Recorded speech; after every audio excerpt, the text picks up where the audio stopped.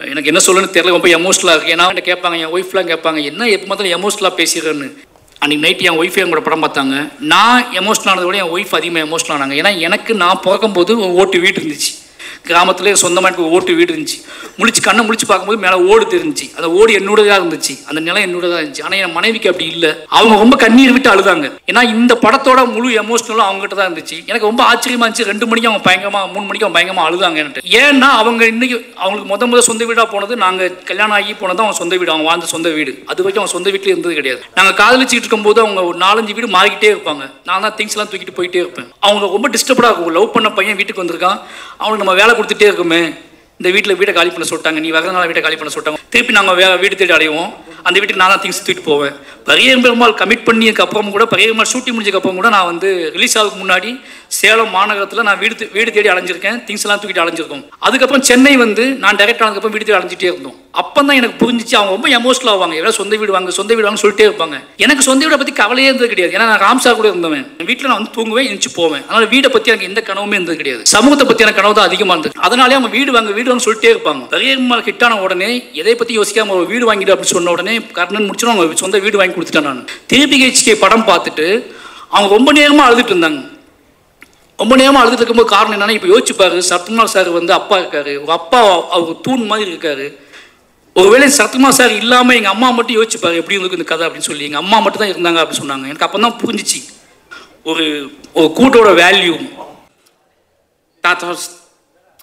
நான் சொல்லணும்னு நினைக்கிற விஷயத்த சரியான நேரத்தில் சொல்லணும்னு அவசியப்படுற விஷயத்த ரொம்ப அழகாக, நேர்த்தியாக, அழுத்தமாக, ஆழமாக சொல்லக்கூடிய ஒரு சென்சிபிள் டைரக்டர், தமிழ் சினிமாவுடைய மோஸ்ட் வாண்டட் டைரக்டர் திரு மாரி செல்வராஜ் அவர்களை அன்போடு பேச அழைக்கிறேன்.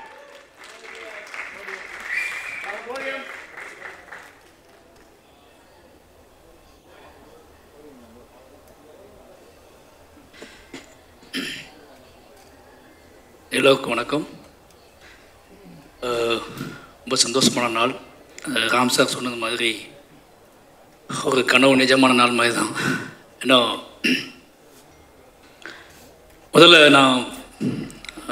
முதல்ல பேச வேண்டிய விஷயத்த பேசிடுறேன். படம் நான் பார்த்துட்டேன். ஒரு மியூசிக்லாம் ரெடியாகிறதுக்கு முன்னாடி பார்த்தேன். நான் ஒரு மிட் நைட்டில் பார்த்தேன் அந்த படம். என்னோடய அசிஸ்டன்ஸோடு தான் அந்த படம் பார்த்து முடிச்சதுக்கப்புறம் மிட் நைட் 2 மணிக்கு 2:30 மணி ஆகிடுச்சு படம் முடியும் போது. ஃபோன் பண்ணி அருண்கிட்ட பேசிலாம் முடிச்சதுக்கப்புறம் ஸ்ரீகணேஷ்க்கு ஃபோன் பண்ணேன். ஏன்னா எப்போவுமே ஒரு 3 மணிக்கு ஒரு டேரக்டர்கிட்ட அவங்க படத்தை பற்றி பேசுறதுன்னு ஒன்று இருக்குல்ல, அவங்க என்னவா இருப்பாங்கன்னு சொல்லி. அப்போ தான் ஸ்ரீகணேஷ் தூங்கி எழுந்த மாதிரியே பேசினாப்புல. அவள் எப்போவுமே அப்படி தான் பேசுவான்னு உங்களுக்கு தெரியும்ல. அண்ணா சொல்லுங்கண்ணா அப்படின்னு ஆரம்பிச்சாப்புல. அப்படி கேட்குற ஒரு குரல்கிட்ட இந்த படத்தில் நம்ம ஏதாவது நம்ம என்ன நினச்சிட்ருக்கோம்னா, மனசுக்குள்ளே படம் நம்மளுக்கு முன்னாடியே காட்டுறாங்க அப்படின்னா அதோட குறைகளை சொல்கிறதுக்கு மட்டும்தான் நம்ம அதோட குறைகளை சொல்கிறதுக்கு மட்டும்தான் நம்மளை காட்டுறாங்கன்னு நினச்சிக்கிறோம் மனசுக்குள்ளே.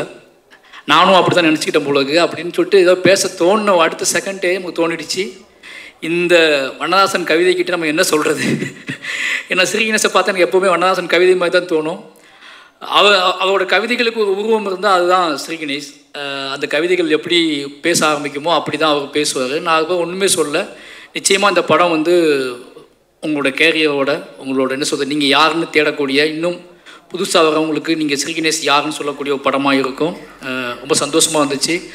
ஏன் அப்படின்னா, ஒரு படத்தை நம்ம எடுக்குது என்னென்னா, அது பார்க்கறவங்க எல்லாத்துக்கும் பிடிக்குமா, எப்படிலாம் கொண்டாடுவாங்களா, அது பரபரப்பாக போகுது அப்படிலாம் இல்லாமல் மனசுக்கு பிடிச்ச ஒரு வேலையை செஞ்சுட்டு அதோட ரிசல்ட்டுக்காக வெயிட் பண்ணுறது இருக்குல்ல, பிடிச்ச மாதிரி செஞ்சுட்டு அதை கொண்டு போய் ப்ரெசென்ட் பண்ணுறது இருக்குல்ல, அது ஒரு பெரிய ஒர்க்கு. அந்த ஒர்க்கை பண்ணிவிட்டு ஒரு டைரக்டர் உட்காந்துக்கும் போது அது ஒரு தனி கெத்து இருக்குது. அந்த கெத்தோட ஸ்ரீகணேஷ் இருக்காரு. அந்த கெத்துக்காகவே இந்த படம் நிச்சயமாக உங்களுக்கு ஒரு பேர் வாங்கி கொடுக்கும். அப்புறம் சித்தார்த் சார் சொல்லி ஆகணும். ஏன்னா நான் ஃபஸ்ட்டு ஒரு ஹீரோட வீட்டுக்குள்ளே போனோன்னா சித்தார்த் சார் வீடு தான். ஏன்னு கேட்டிங்கன்னா ஆச்சரியமாக இருக்கும். கற்றது தமிழ் முடிஞ்ச உடனே எங்களை கூப்பிட்டு சார் சொன்னார்ல, எங்களை கூப்பிட்டு பேசின ஒரே ஹீரோ அப்படின்னு சொன்னார்ல, நானும் சார் தான் அவர் வீட்டுக்குள்ளே போவோம். அப்போ சித்தார்த் சார் ஒரு படம் பண்ணுற மாதிரி இருந்துச்சு. அதுக்காக நாங்கள் காடு மலைன்னு ஏறி அலைஞ்சோம். கிட்டத்தட்ட வருஷ கணக்காக அலைஞ்சோம். அந்த படம் இன்னும் நடக்காமல் இருக்கிறதுல ஒரு பெரிய ஆச்சரியம் தான் எனக்கு. ஏன்னா அது படத்துக்கு 10 பாட்டு மியூசிக் போட்டே கொடுத்துட்டாரு. அந்த 10 மியூசிக் பாட்டில் ஆல்பத்தையும் கேட்டுக்கிட்டே நாங்கள் ஊட்டி கொடைக்கானல்னு ஒவ்வொரு மலையை ஏறி அலைஞ்சிட்டே இருப்போம். அவ்வளோ பாடி வச்சுருப்பார். அந்த பாட்டெல்லாம் கேட்டு போகும்போது எப்போ, ஏன்னா நம்ம வந்து பொம்மரிலாம் பார்த்ததுக்கப்புறம் நான் வந்து பாய்ஸு பொம்மரிலாம் பார்த்துட்டு சித்தார்த்தை பற்றி அவங்க பற்றி எனக்கு மைண்ட் இருந்துச்சு. பட் ராம் சார் மீட் பண்ண போகும்போது தான் சினிமாவோட சென்ஸ் என்ன, ஒரு ஆர்ட் ஃபார்முக்குள்ளே எல்லா தளத்திலையும் யோசிக்கக்கூடிய இயங்கக்கூடிய ஒரு ஆளாக இருக்காரு அப்படிங்கிறது அப்போ தான் புரிஞ்சு. அந்த சாங்ஸ் கேட்கும்போது சார் ஒன்றுனா சொல்லுவார், பயங்கர டிஸ்டர்படாக வந்து பாட்டு பண்ணியிருப்பாரு போல இருக்கடா. ஏதாவது பாட்டு ஒவ்வொரு பாட்டோட எமோஷனலையும் சார் போட்டு கேட்டே இருப்பாங்க. அந்த பாட்டெல்லாம் எனக்கு நல்லா ஞாபகம் இருக்குது சார். நான் ஒரு ரிலீஸே ஆகாத ஒரு ஆல்பத்தை ரொம்ப நாள் கேட்டிருக்கோம்னா உங்கள் ஆல்பம் நிறைய நாள் நான் கேட்டுகிட்டே இருந்திருக்கேன். அதுக்குள்ள நிறைய பாட்டுகள் உடைய சத்தம் கேட்கும், நிறைய அதாவது ஃபுல் எமோஷனலாக இருக்கும் அந்த சாங்ஸ் எல்லாமே. ஒரு ஹீரோக்குள்ளே இவ்வளோ நாலேஜ், சினிமாவை பற்றி ஒரு நாலேஜ் இருக்குன்னு சொல்லி அவ்வளோ விஷயமா இருக்கும். அந்த ப்ராஜெக்ட் நடந்துச்சுன்னா நிஜமாகவே அந்த ப்ராஜெக்ட்டுக்காக நாங்கள் அவ்வளோ வேலை பார்த்தோம். அது நடக்காமல் போனதில் ஒரு பெரிய வருத்தம் எனக்கு இப்போ வரைக்குமே இருக்குது. அது நடந்திருந்தால் ஊட்டியோட மூளை முடுக்கெல்லாம் நாங்கள் படம் பிடிச்சி காட்டியிருப்போம். ஏன்னா அந்த ஊட்டியோட கிட்டத்தட்ட மாதக்கணக்காக தங்கியிருந்து எல்லா மலை உச்சிகளுக்கும் நாங்கள் போய் அடைஞ்சோம். அதில் ஒரு சம்பவம் நடந்துச்சு, அதை சொல்லி ஆகணும். ஒரு பள்ளத்தாக்கை பார்க்கறதுக்காக நானும் ராம்சாரும் போயிருந்தோம். 2 பேர் மட்டும்தான் போயிருந்தோம். ரொம்ப தூரம் நடந்து போய் மலை உச்சிக்கு போயிட்டோம். உச்சிக்கு போய் ரொம்ப தூரம் அங்கேருந்து திருப்பி வரவே முடியாது, அவ்வளோ தூரத்துக்கு போயிட்டோம். சித்தார்த் சார் படத்துக்கு தான் போய் உட்காந்துருக்கும்போது அது பள்ளத்தாக்கம் மூடி இருந்துச்சு பயங்கரமாக. அது எப்போ ஓப்பன் ஆகணுமே தெரிலன்னு சொல்லிட்டு இருந்தோம். சார் நான் சொன்னால் நம்ப மாட்டேங்க, சாயங்காலம் வரைக்கும் உட்காந்துட்டு இருந்தோம் 2 பேர். ஓப்பன் ஆகணும்னு சொல்லி ஓப்பனே ஆகலை. அது நாங்கள் 2 பேர் உட்காந்து வேறு கதைகள்லாம் பேசிட்டு திரும்பி வந்துட்டோம். அது மாதிரி தான் அந்த ப்ராஜெக்டும் என்றைக்காவது ஒரு நாள் ஓப்பன் ஆகும். அதுக்கப்புறம் the team Devani ma'am, Sarathkumar sir, Devani ma'am sir என்னை உட்காந்து பேசிகிட்டு இருக்கும்போது ராம் சார் கேட்டார், டேய் தேவானி மேம் அடிக்கடி ராமண்ணான்னு சொல்லுவார்ல, அது என்ன படம்டா மறந்துடுச்சுடா அப்படின்னாரு. நான் பஞ்சதந்திரம், ஏன்னா நிறைய மிட் நைட்டில் வந்து அவர் பார்க்குற டிவிடி பஞ்சதந்திரம் தான் மைக்கில். அதில் உங்கள் காமெடி ஆகும்போது நாங்கள்லாம் பயங்கரமாக சிரிப்போம் அவர் கலாய்ச்சி. நாங்கள் ஏன்னா இப்போ ஜெயம் ரவி சார் கேட்டார், உங்கள் சார் ரொம்ப சாஃப்ட் ஆகிட்டார் அப்படின்னு கேட்டார். அவர் எப்போவுமே நைட்டு அசிஸ்டன்ட் டைரக்டரோட டிஸ்கஷன் இல்லாத நேரங்களில் ரொம்ப சாஃப்டாக இருப்பார். அப்படி நிறைய நாள் பேசி ஞாபகம் வச்ச ஹீரோயினாக நீங்கள் இருக்கீங்க. ஏன்னா நிறைய ஹீரோயின்ஸ் பேர் அவருக்கு தெரியவே தெரியாது, மறந்துடுவார். ஆனால் உங்கள் நேம் வந்து இப்போ உங்களை பார்க்கும்போதெல்லாம் வந்து அந்த ராமண்ணான்னு கிண்டல் பண்ணி உங்களை ஞாபகம் வச்சுட்டே இருப்பார். இப்போ உங்களை பார்த்தோன்னே அதை கேட்டார் என்கிட்ட. நிச்சயமாக எங்களோட எவர்கிரீன், எங்களோட மைண்டில் இருக்கக்கூடிய, நான் உங்களை பார்க்கும்போது எனக்கு ரொம்ப ஆச்சரியமாக இருந்துச்சு. ஏன்னா சிலவங்க நம்ம மைண்ட்லேருந்து விலகிடுவாங்க, எங்கேயாவது தூரமாக தெரியுவாங்க. நம்மளோட பாலிய கால ஹீரோயின்ஸ் வந்து திடீர்னு ரொம்ப தூரமாக தெரியுவாங்க. நீங்கள் இன்னும் பக்கத்துலேயே தெரியுறீங்க, அதுவே எங்களுக்கு ரொம்ப சந்தோஷமாக இருக்குது. சரத்குமார் சார் அதை பற்றி சொல்லி ஆகணும். சரத்குமார் பற்றி என்ன சொல்கிறது அப்படின்னு தான் சார் பற்றி என்ன சொல்கிறதுனா, அவருக்கு நான் வந்து திருநெல்வேலின்னு ரொம்ப நாள் நடிச்சிட்டே இருந்தேன் சரத்குமார் சாரை பற்றி. ஏன்னா அவர் எங்கள் ஊர் மாதிரியே இருப்பார். அவர் இந்த படத்தில் நான் பார்க்கும்போது முடிவு பண்ணது என்ன அப்படின்னா, ஐயா படத்துக்கு அப்புறம் சரத்குமார் சார்கிட்ட வந்து ரொம்ப மைனூட்டாக அவர் மனசை பேச விட்டு இந்த படத்தை பண்ணியிருக்காரு. அவர் மனசு மட்டும்தான் பேசும், அவர் பாடி பேசவே பேசாது, உடம்பு அப்படியே இருக்கும். முழுக்க அவர் மனசை மட்டுமே பேச விட்டு ஆக்டிங் நடிப்பு வாங்கியிருக்காரு ஸ்ரீ கணேஷ். அது பயங்கரமாக வந்து ஒரு பாறாங்கல், ஏன்னா உடம்பு வந்து ஒரு பாறாங்கல் உள்ள மனசு மட்டும் பேசினா எப்படி இருக்கும், பாறாங்கல் மாதிரி இருக்காரு அவர். ஆனால் உள்ள ரொம்ப கனிவாக ஒரு பூ மாதிரி, பாறாங்களுக்குள்ளே பூக்கிற பூக்கள் இருக்குல்ல, சின்ன சின்ன பூஞ்சைகள் இருக்குல்ல, அந்த பூஞ்சைகள் பேசின மாதிரியான ஒரு தொனியில் இந்த படத்தோட ஆக்டிங்கை நீங்கள் வாங்கியிருக்கீங்க. எனக்கு அது ரொம்பவே பார்க்கும்போது பெரிய விஷயம். ஏன்னா ஒருத்தர் இவ்வளோ பிரம்மாண்டமாக தெரிகிறாரு, ஃப்ரேமில் பிரம்மாண்டமாகவே இருக்கிறாரு. அவரால் அவர் ஒரு சவுண்டு விட்டால் அந்த சவுண்டே நமக்கு தெரியும். அது எதையுமே வர விடாமல் அவர்கிட்ட இருந்து ரொம்ப நுணுக்கமாக அழகாக இந்த ஆக்டிங்கை வாங்கினது நிச்சயமாக அவர் சூப்பராக பண்ணியிருக்காரு. சொன்னார்ல ஸ்ரீ கணேஷ் என்னன்னாலும் அவர் கேட்டதை வாங்கிடுவார்னு சொல்லி, அது மாதிரி நிச்சயமாக இந்த படம் வந்து அதை வேலை பார்த்த நிறைய பேர்த்துக்கு, அந்த முக்கியமாக அந்த சைட் பி அவங்க பேர் எனக்கு தெரில, இப்போ தான் சொன்னாங்க அவங்க. அந்த கேரக்டர் எனக்கு ரொம்ப பிடிச்சிருந்துச்சு. ஃபஸ்ட்டு எனக்கு பிடிச்ச கேரக்டர் அந்த கேரக்டர். எங்கே அந்த கேரக்டர் அனாதையாக விட்டுருவாவோ அப்படின்னு சொல்லிட்டு ரொம்ப பயந்துகிட்டே இருந்தேன் நான். ஏதோ அது போன போக்கில் போயிடுமோன்னு பயந்துகிட்டே இருந்தேன். திருப்பி அதோட என்ட்ரியும் திருப்பி அந்த கேரக்டர் வந்து ஒரு அந்த வீடு எப்படி இருந்துச்சுன்னா, எனக்கு அந்த வீட்டில் இருக்கவங்க யாருமே வேறு மாதிரி ஒரு உலகத்துலேருந்து ஆட்கள் என்ட்ரி ஆகாத வீடு மாதிரியே இருந்துச்சு. அவங்களாவே பிறந்து அங்கேயே வாழ்ந்துட்டு இருக்க மட்டுமே இருக்காங்களே, இந்த வீட்டுக்குள்ளே வேறு யாராவது ஒருத்தவங்க உள்ளே வந்தால் அந்த வீடு எப்படி இருக்குன்னு யோசிச்சுட்டே இருக்கும்போது ஸ்ரீகணேஷ் கரெக்டாக அப்படி ஒரு பொண்ணை அந்த கேரக்டரை உருவாக்கி அந்த வீட்டுக்குள்ளே அனுப்புனார். இப்படி எல்லாரும் சேர்ந்து உள்ளே வரும்போது அந்த வீடு இன்னும் நிறைவாக மாறணும்னு இருக்குல்ல, அந்த இடத்துல அந்த கேரக்டர் உள்ளே வந்த உடனே எப்பா நிம்மதி ஆகிடுச்சுப்பான்னு எனக்கு தோணுச்சு. இந்த படம் பார்க்கும்போது ஒருவேளை அந்த கேரக்டர் அந்த வீட்டுக்குள்ளே வராமலே இருந்திருந்தால் ஒருவேளை எனக்கு நிறைவாயிருக்குமான்னு எனக்கு தெரில. அது முதல்ல அந்த கேரக்டர் நீங்கள் அந்த வீட்டுக்குள்ளே கொண்டு வந்து அந்த வீடை அடைவதற்கு அந்த கேரக்டர் முக்கியமான பங்கு வகிச்சு நீங்கள் காட்டினது இருக்குல்ல, அந்த திராணி இருக்குல்ல, அதுக்கே ரொம்ப சல்யூட், ரொம்ப நன்றி. எல்லாருமே ரொம்ப நல்லா பண்ணியிருக்காங்க. கேமரா, மியூசிக், நான் மியூசிக்கில் இன்னும் படம் பார்க்கல, ட்ரெய்லர் மியூசிக் பார்த்தேன், ரொம்ப சூப்பர். கடைசியாக என்னோடய நண்பர் அருண் விஸ்வா, நான் ரொம்ப நேரம் பேசுறதுக்கு ஒரே காரணம் என்ன அப்படின்னா, இன்னும் அவருக்கு நாங்கள் எதுவுமே செய்யலை ஒரு டைரக்டர் ஆனதுக்கப்புறம். ஏன்னா அவருக்கு எங்களுக்கு நிறைய செஞ்சுருக்காரு. நினச்சி பார்க்கும்போது ஒரு பெரிய பயணமாக தான் இருக்கும், எமோஷ்னலான ட்ராவலாக தான் இருக்குது. பெரிய பெருமாள் கதையை தூக்கிக்கிட்டு என் கூட ட்ராவல் பண்ண எப்படி என் லைஃப்பில் ராம் சார் அப்படிங்கிறது என்னோடய அடையாளமும் என்னோட பெரிய என்ன சொல்கிறது என்னோட ஒரே ஒரு தூண் அப்படின்னு சொல்லிட்டு இருக்கணும். அது மாதிரி அருண் விஸ்வா ரொம்பவே முக்கியமான, என் வாழ்க்கையில் முக்கியமான ஒரு மனிதர். இன்னும் நினச்சி பார்க்கவே முடியாத உதவிகள்லாம் பண்ணியிருக்காரு. நிறைய அலுவலகங்கள், கிட்டத்தட்ட ஒரு 50 ஆஃபீஸ்க்கு நாங்கள் போயிருப்போம் பெரிய பெருமாள் ஸ்கிரிப்டை தூக்கிட்டு. நிறைய ஹீரோக்களை தேடி போய் நான் கதை சொல்லியிருக்கேன், அது நடக்கலை. நிறைய விஷயங்கள் நான் பண்ணியிருக்கேன், ஆஃபீஸாக போய் அலைஞ்சிருக்கோம், பண்ணியிருக்கேன், இப்போ நடக்கலை. எனக்கு மேரேஜ் ஆகி ஒரு 10 days கழிச்சு ஒரு ஃபோன் வருது. நான் போகாத ஒரு ஹீரோ கால் பண்ணுறாரு, கதிர். எனக்கு வந்து அவனாவே கால் பண்ணுறான். கதிர் கால் பண்ணி உங்கள்கிட்ட அருண் விஸ்வா ஒரு நல்ல கதை இருக்குன்னு சொன்னார் அப்படின்னாரு. எனக்கு ரொம்ப ஆச்சரியமாக இருந்துச்சு. சரிங்க, எனக்கு தான் மேரேஜ் ஆகிருக்க ஒரு 10 days கழிச்சு தாங்க நான் வருவேன் அப்படின்னு சொன்னேன். அதுக்கப்புறம் கால் பண்ணுங்க பேசுகிறேன். ஏன்னா நான் ரொம்ப டயர்டாக இருந்தேன். திருப்பி 1 month கழிச்சு வரும்போது திருப்பி கதிர் கால் பண்ணாப்புல மீட் பண்ணலாம். அப்படி மீட் பண்ணால் அந்த நாள்லேருந்து அது பெரிய பெருமாள் தொடங்கிடுச்சு. அதுக்கு முன்னாடி பெரிய பெருமாளை தூக்கிக்கிட்டு அலைஞ்ச அவர் என்னோடய ஸ்கிரிப்ட் புக் கையில் வச்சுக்கிட்டு என் கூடவே உட்காந்து அலைஞ்சது. அவர் ஈராஸில் வேலை பார்த்தாரு, அவர் வேலை பார்க்குற இடத்துக்குலாம் கூட்டிகிட்டு போனார், பெரிய பெரிய ஆட்கள் அலுவலகத்துக்குள்ளே கூட்டிகிட்டு போனார். என்னென்னமோ பண்ணி இந்த படம் வந்துடணும், இந்த படம் வெளியே வந்துடணும் அப்படின்னு சொல்லிட்டு ரொம்ப மாரி செல்வராஜ் டைரக்டர் ஆக்கணும்னு ஆசைப்பட்ட 2வது ஜீவனாக இருந்தார். ராம் சார் இருக்காருன்னா ராம் சாருக்கு அடுத்து அருண் விஸ்வா வந்து எப்படியாவது மாரியை டைரக்டர் ஆக்கிடணும் அப்படின்னு சொல்லிட்டு. ஏன்னா அவ்வளோ இன்னும் சொல்லப்போனால் ரொம்ப கரெக்டாக ஓப்பனாக சொல்லணுன்னா, எனக்கு சினிமாவுக்குள்ளே ராம் சாரை தாண்டி ஒருத்தர் ரிலேஷன்ஷிப்பாக கிடச்சிச்சு.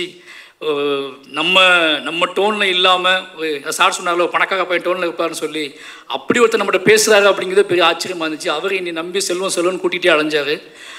ஒருவேளை அருண் மாதிரியான மனிதர்கள் சந்தித்து என்னை கூட்டிகிட்டு அலையலாம் நான் சீக்கிரமாக டைரக்டர் ஆகி பண்ணேன்னு எனக்கு தெரியாது. அவ்வளோ நம்பிக்கையோடு என்னை எல்லா அலுவலகத்துக்கும் கூட்டிகிட்டு போய் அவர் நான் டைரக்டராக இருக்கேன்னா அது முக்கியமான பங்கு, அவனோட பங்கு அது முக்கியமான ஒரு பங்கு.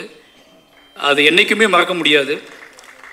நான் இப்பவும் நினச்சிட்டே இருப்பேன். அது திங்மி சந்தோஷத்தை கூட நான் சொன்னேன், எனக்கு அருண் வந்து ஒரு பெரிய எமோஷ்னல். அதை எப்படி வெளிக்காட்டுறதுன்னு தெரில, எந்த மாதிரி இடத்துல எந்த மாதிரி மேடைகளில் எந்த மாதிரி நடக்கும்னு தெரியல. நிச்சயமாக இன்றைக்கி அவர் ப்ரொடியூசராக இருக்கேன், நான் ஒரு டைரக்டராக இருக்கேன். நிச்சயமாக நானும் அருணும் வந்து படம் பண்ணாமல் அது சாத்தி அடைய அது அந்த படம் பண்ணுற நாள் 2 பேருமே அவர் ப்ரொடியூசர் நான் டைரக்டர்னு ஒரு படம் பண்ணுவோம்ல. அதனால் அருணுக்கு வந்து எப்போ ஃபோன் பண்ணாலும் எனக்கு பயங்கர கூச்சமாகவே இருக்கும். என்னடா கமிட்மெண்ட் பண்ணி வச்சிட்டோமே, அருண் கால் பண்ணுறாப்புலையே, அருண் ப்ரொடியூசர் ஆகிட்டாப்புலையே அப்படின்னு சொல்லி நிறைய நாள் வருத்தப்பட்டிருக்கேன். நம்ம ஏட்டிக்கு இப்படி பதில் சொல்கிறோம், அருண் அவங்க கூட கமிட்மெண்ட் இருக்குது, இவங்க கூட கமிட்மெண்ட் இருக்குன்னு சொல்கிறோம். நிச்சயமாக அருண் கூட ஒரு கமிட்மெண்ட் எப்போவுமே நிரந்தரமான ஒரு கமிட்மெண்ட் இருக்குது. எவ்வளோ சிக்கல்கள் இருந்தாலும் அருண் கூட படம் பண்ணிட்டு தான் சினிமா விட்டு போகணும் அப்படிங்கிற ரொம்ப தெளிவாக இருக்கேன். அருண் நிச்சயமாக அதில் எந்த மாற்றுக்கருத்தும் கிடையாது. நீ எப்படியாவது ஒரு படம் அவங்க கூட பண்ணியே ஆகணும். 2 பேரும் சேர்ந்து ராம் சார், நீங்கள், நானும் 3 பேர் நின்று அந்த படம் ஒரு பெரிய வெற்றி அடைகிற படமாக நிச்சயமாக உங்கள் லைஃப்பில் நீங்கள் சந்தோஷப்படுக்கு நம்ம நட்பை கொண்டாடக்கூடிய ஒரு நாளாக அந்த நாள் இருக்குன்னு நினைக்கிறேன். எனக்கு என்ன சொல்லணும்னு தெரியல, ரொம்ப எமோஷ்னலாக இருக்குது. ஏன்னா உங்கள் அம்மா அப்பா தெரியும், எனக்கு உங்கள் வீடு தெரியும். நிஜமாகவே எங்களுக்கு நடக்கக்கூடிய எங்களுக்கு கிடைக்கக்கூடிய மேடைகள் எல்லாமே நல்லா பார்த்தீங்கன்னா, நாங்கள் போகிற மேடைகள் எல்லாமே ஏதோ வகையில் எமோஷ்னலான மேடையாக இருக்கும். நிறைய பேர் என்கிட்ட கேட்பாங்க, என் ஒய்ஃப்லாம் கேட்பாங்க, என்ன எப்போ முதல்ல எமோஷ்னலாக பேசுகிறேன்னு. கீழே ஒன்றா விளையாண்டு தெருவில் சண்டை போட்டு நடக்குமா நடக்காது. இப்போ இந்த கனவெல்லாம் நிஜமாக ஒரு பாட்டு ஓடிச்சில்ல, அந்த பாட்டு மாதிரி நிறைய கனவு கண்டு அங்கே நின்று இங்கே நின்று நிறைய ஆடியோ லான்ச்சை பார்த்து பேசி நமக்கு நடக்குமா ஆகணும் அப்படிலாம் கனவோடு நெளிஞ்சு அலைஞ்ச ஆட்கள். நான் ஏறுற மேடை பாதி மேடை அப்படி கனவோடு நம்ம கூட இருந்து ரொம்ப வாழ்க்கையில் ஜெயிப்போமா தோப்பமானு யோசிச்சுக்கிட்டு இந்த மனுஷனே ஜெயிச்சிருக்காங்க இப்போ. அதனால எல்லா மேடைகளுமே உங்களுக்கு ரொம்ப எமோஷ்னல் மேடை ஆகிடுது. இன்றைக்கி பாருங்க, இன்றைக்கி ராம் சார் படத்தோட ஆடியோ லான்ச் நடக்குது, அருண் படத்தோட ஆடியோ லான்ச் நடக்குது. 2 படம் ஒரே டேட்டில் ரிலீஸ் ஆகுது. நான் அருண்கிட்ட கேட்டேன் அருண் என்ன ஒன்றும் ஒரே டேட்டில் ரிலீஸ் ஆகுது அப்படின்னு. அது உண்மையாகவே இந்த மாதிரியான நாட்கள்லாம் நாங்கள் இயங்கியிருக்கோம். நிச்சயமாக அருண் மேலே பொறாமையும் பெருமையும் இருக்குது. என்ன பெருமை அப்படின்னா, இந்த மாதிரி ஒரு படத்தை எடுத்துட்டு தைரியமாக கெத்தாக அவர் வந்து என்னென்னா இன்னும் வந்து ஒரு அவர் நினச்சா எந்த மாதிரி இப்போ இங்கே பேசின 10 டைரக்டரும் அவர் ஃப்ரெண்ட்ஸ் தான், எல்லாருமே ஃப்ரெண்ட்ஸ். சினிமாவில் ஃப்ரெண்டு இல்லாத ஆளே கிடையாது, எல்லாத்தையும் ஃப்ரெண்டு.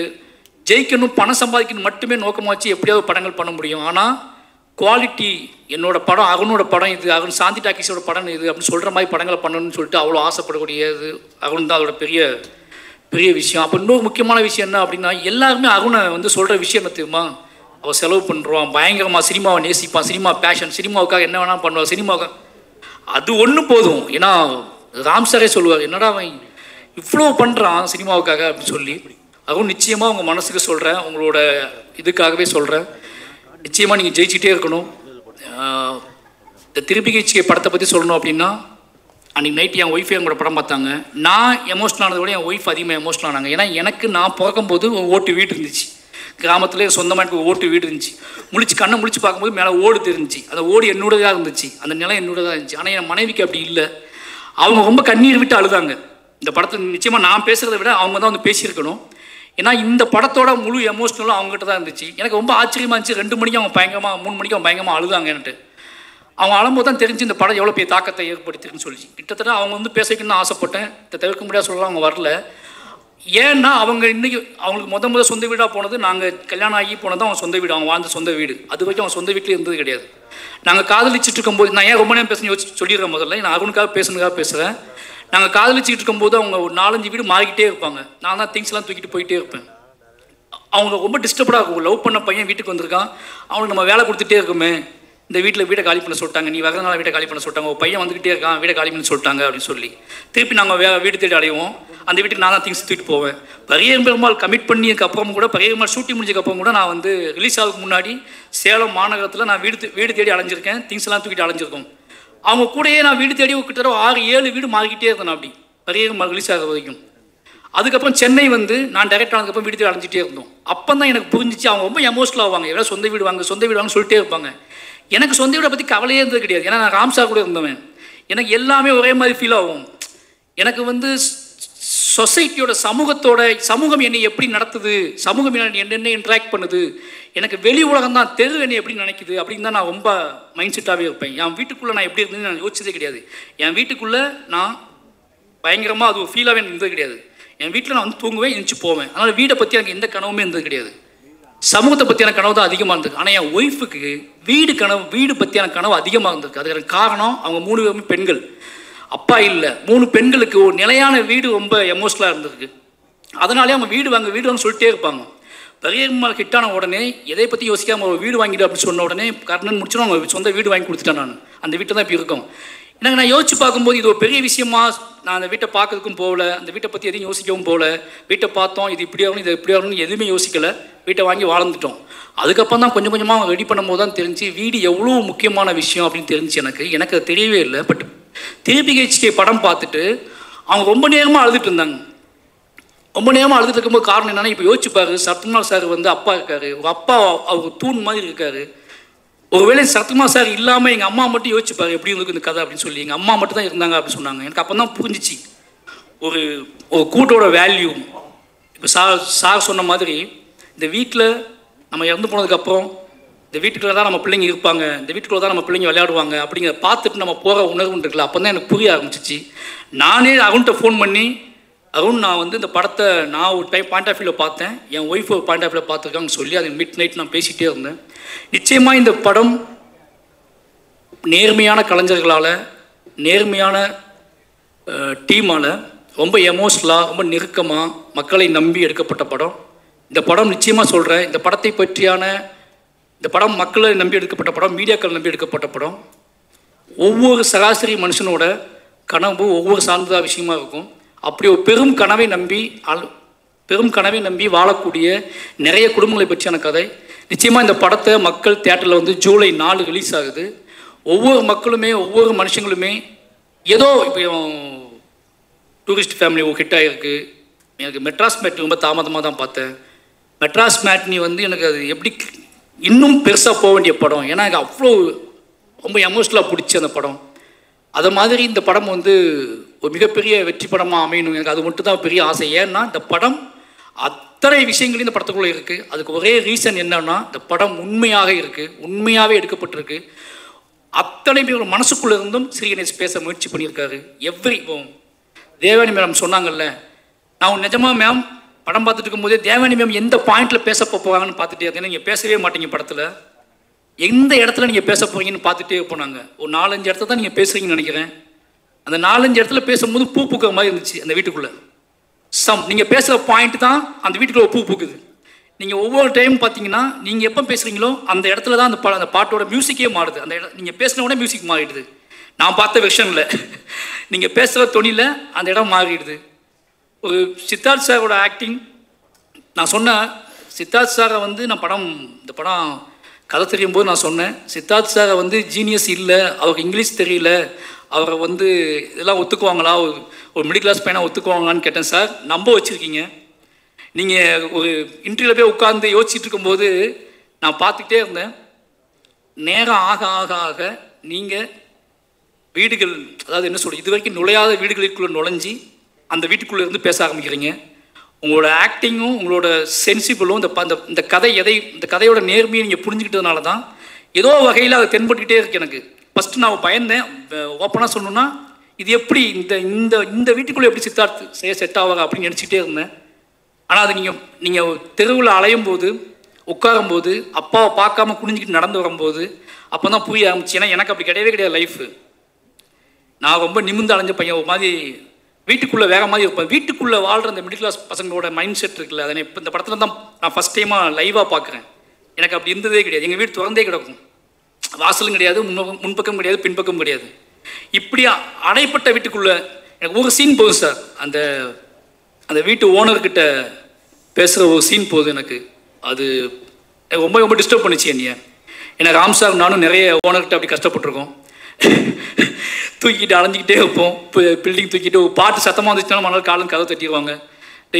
உங்கள் பாட்டு போட்டதுக்கெலாம் நாங்கள் வீட்டை காலி பண்ணியிருக்கோம், ஓகேங்களா. அவர் சில நாள் மூட பயங்கரமாகி சித்தார்த்து பாட்டு போடுறான்னு சொல்லிட்டு பெருசாக போட்டுவிட்டு சவுண்டு வச்சு விட்ருவாரு.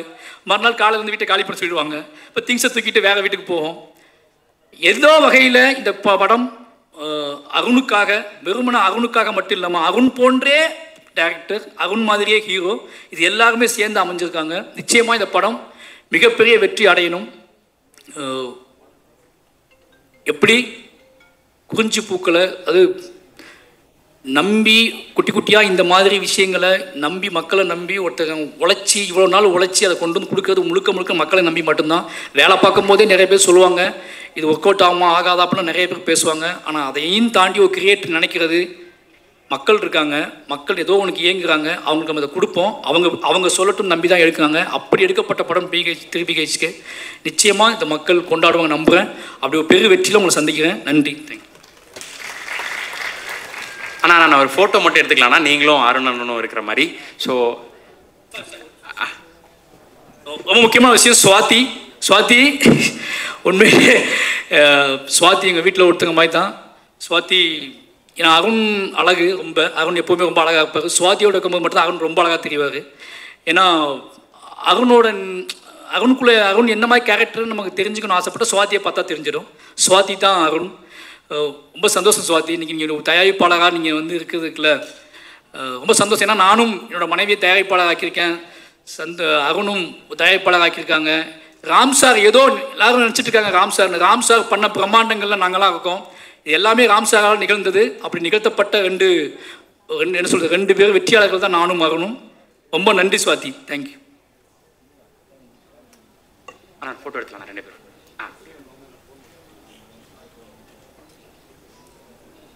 ஆனால் உங்களுக்கு இந்த படமும் அருணனும் எவ்வளோ கனெக்டடாக இருந்திருக்காங்க அப்படின்றது புரிஞ்சுக்க முடிஞ்சது. ப்ளஸ் சித்தார்த் சாரோட உங்களுக்கான கனெக்ஷன் எப்படி இருந்ததுன்றது ஆரம்பத்துலேருந்து நீங்கள் கட்டட தமிழ் முடிச்ச டைம்லேருந்து பேசுறது புரிஞ்சுக்க